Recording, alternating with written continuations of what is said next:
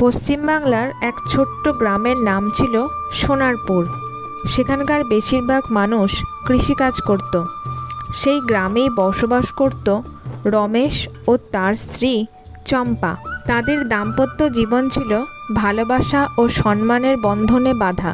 চম্পা ছিল এমন একজন নারী যে কখনো চুপচাপ বসে থাকতে পারত না।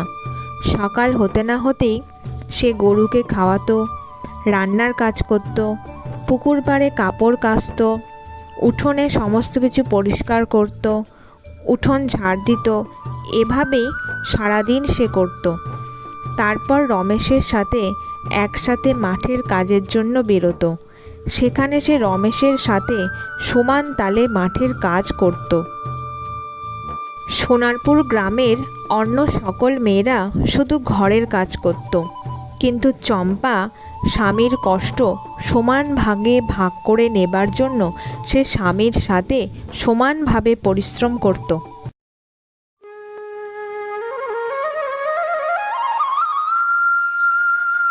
সত্যি চম্পা, ঘরে সারাদিন এত কাজ করো, তারপরেও মাঠে এসে আমাকে সাহায্য করো। বলি, ঘরে সেই সময় একটু বিশ্রাম নিলে তো পারতে। না না, বসে থাকতে আমি পারবো না। তুমি তো আমাকে সেই বিয়ের থেকে দেখছো, চুপচাপ বসে থাকতে পারবো না। কাজ না করলে আমার পোষায় না। আচ্ছা চম্পা, তোমার কি কখনো মনে হয় না যে আমাদের যদি আরো বেশি টাকা থাকতো তাহলে আমরা আরো ভালো থাকতে পারতাম? সে আমি জানি, আমরাও তো বড় লোক নই, কিন্তু সুখ কি শুধুই টাকার ওপর নির্ভর করে? তা তো করে না। আমরা একসঙ্গে থাকলে সব কিছুই সম্ভব। তুমি আমার পাশে থাকলে আমিও সব কষ্ট ভুলে যাই। সত্যি চম্পা, তোমার মতো বউ সত্যি হয় না। চলো, এবার আমাদের বাড়ি ফিরতে হবে।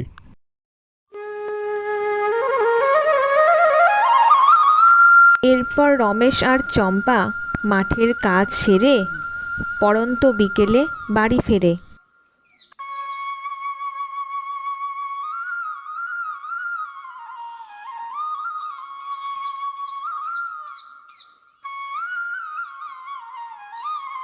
বুঝলে চম্পা, গতবারের মতো যদি বৃষ্টি ঠিকঠাক হয় তবে খুব ভালো হয়।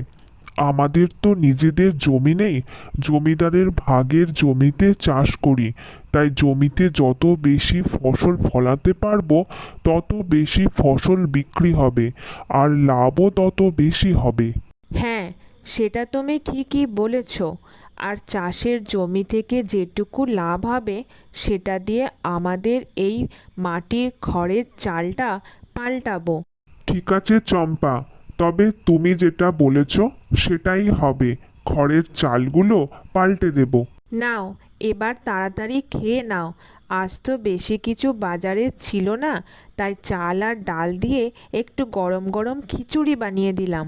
হ্যাঁ চলো, খাওয়া দাওয়া করে নেওয়া যাক। এভাবে বেশ কয়েকদিন কেটে যায়। হঠাৎ করে গ্রামে প্রচণ্ড খরা দেখা যায়। মাঠের সমস্ত ফসল শুকিয়ে যায়, চাষের জমি শুকিয়ে যায়। এমন এক দুঃসময় চম্পা একদিন মাঠে যাবার পথে হঠাৎ করে অসুস্থ হয়ে পড়ে।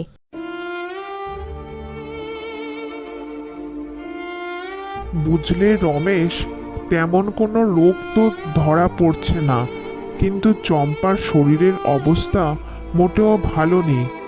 কি বলছেন ডাক্তারবাবু? তাহলে কি চম্পা সুস্থ হবে না? চম্পার এখন ভালো রকম সেবা শুশ্রূষার প্রয়োজন। তার সাথে কিছু দামি দামি ওষুধও বেশ কয়েকদিন খেতে হবে, তাহলে যদি চম্পা একটু সুস্থ হয়ে ওঠে। ডাক্তারবাবু, চম্পা আমার ঘরের আলো, ঘরের লক্ষ্মী। আমি ওর চিকিৎসার জন্য সব কিছু করতে রাজি আছি। বুঝলে চম্পা, তোমার এখন বিশ্রামের প্রয়োজন। তুমি এখন বিশ্রাম নাও, আমি দেখছি ঘরের কাজ কতটা কি সারতে পারি। না গো না, তুমি কি কোনোদিন ঘরের কাজকর্ম করেছো নাকি? আমি একটু পরে সুস্থ হয়ে যাব, তোমার চিন্তা করতে হবে না। আমি কখনো এরকম শুয়ে শুয়ে থাকতে পারি না। আমি একটু পরেই উঠে ঘরের সমস্ত কাজ সারব। না চম্পা, তুমি এখন বিশ্রাম নাও। ডাক্তারবাবুর কথা অমান্য করতে পারবো না। তিনি বলেছেন যথাযথ সেবা শুশ্রূষা ও দামি ওষুধপত্রের মাধ্যমেই তোমাকে সুস্থ করে তোলা সম্ভব। আমাদের মতো গরিব ঘরে আর কটা মানুষেরই বা ঠিকভাবে চিকিৎসা সম্ভব হয়? তাই আমি বলি, তুমি অত চিন্তা করো না। চম্পা, তুমি সারা জীবন আমার জন্য ত্যাগ করেছো। আজ তোমার জন্য কিছু করতে পারলে আমিও খুব খুশি হব। এখন আর কথা না বলে বিশ্রাম নাও।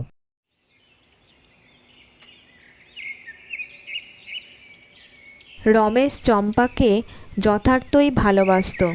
তাই চম্পা অসুস্থ হয়েছে বলে রমেশ ঘরের সমস্ত কাজ একা হাতে করতে শুরু করে।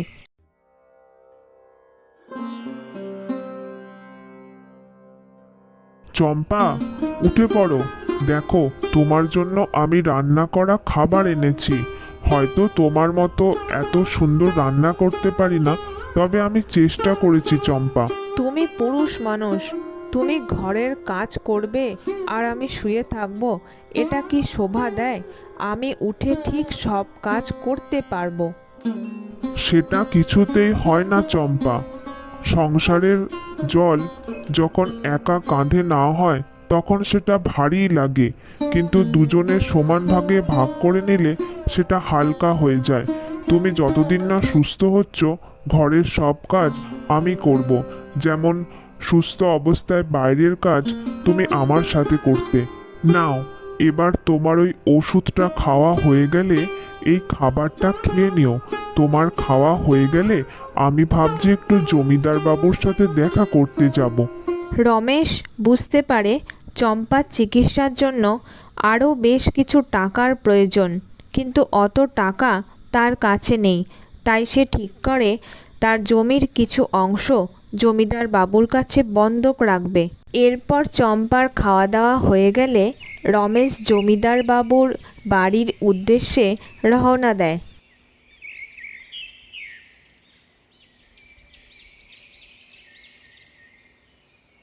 না না না না না, ওসব জমি টমি বন্ধক রেখে টাকা ধার আমি দিতে পারবো না। তোদের মতো গরিব মানুষদের ভরসা কিসের? তোরা যে টাকা শোধ করবি না সে আমার জানা আছে। জমিদার বাবু, আমার টাকার যে বড্ড দরকার। আমার স্ত্রী ঘরে অসুস্থ, তার চিকিৎসার জন্য বেশ কিছু টাকা প্রয়োজন। সবই বুঝলাম, কিন্তু রমেশ, এবছর খরা দেখা দিয়েছে। জমিতে চাষবাস ভালো হয়নি। এরকম অবস্থায় আমি টাকা ধার দেব কি করে?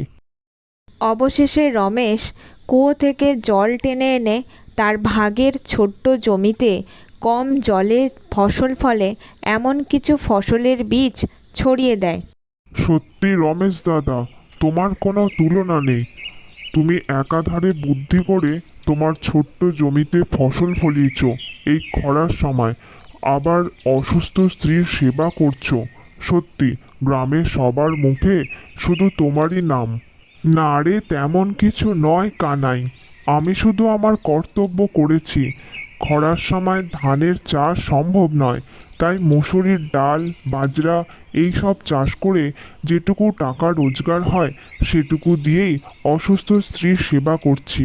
এভাবে রমেশের সেবা শুশ্রূষায় চম্পা আস্তে আস্তে সুস্থ হয়ে ওঠে এবং ডাক্তারবাবু রমেশকে জানায় যে চম্পা এখন থেকে পুরোপুরি সুস্থ।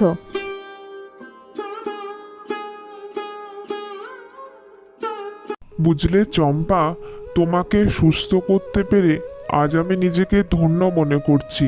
আজ আমার খুব আনন্দ হচ্ছে যে তুমি এখন পুরোপুরি সুস্থ। তুমি আজ প্রমাণ করে দিলে ভালোবাসা ও যত্নের চেয়ে বড় কোনো ওষুধ নেই। টাকা পয়সা কম থাকলেও যদি একে অপরের পাশে থাকা যায় তাহলে জীবন অনেক সুন্দর হয়। বুঝলে চম্পা, তোমার সুস্থতাই আমার সবচেয়ে বড় সম্পদ। যতদিন বাঁচব একসাথে একে অপরের পাশে থেকে এভাবেই বাঁচব। এরপর চম্পা আর রমেশ আবার আগের মতো তাদের ভাগের জমিতে বুদ্ধির সাথে ফসল ফলিয়ে নিজেরা পরিশ্রম করে আবার আগের মতো কাজ করতে শুরু করে। আর সন্ধেবেলায় তারা একসাথে গল্প করতে করতে বাড়ি ফেরে। এরপর অনেক সময় পেরিয়ে যায়, বেশ কিছু বছর তারা একে অপরের পাশে থেকে এভাবেই পরিশ্রম করে তারা নিজেরা একটা সুন্দর পাকা বাড়ি তৈরি করে। আমার কার্টুন চ্যানেলের দর্শকবৃন্দদের জন্য রয়েছে একটা মজার খেলা। আপনাদের সবার কমেন্টের মধ্য থেকে যার নাম লটারিতে নির্বাচিত হবে তার নাম পরবর্তী কার্টুনের ক্যারেক্টার হিসাবে আমি বেছে নেব।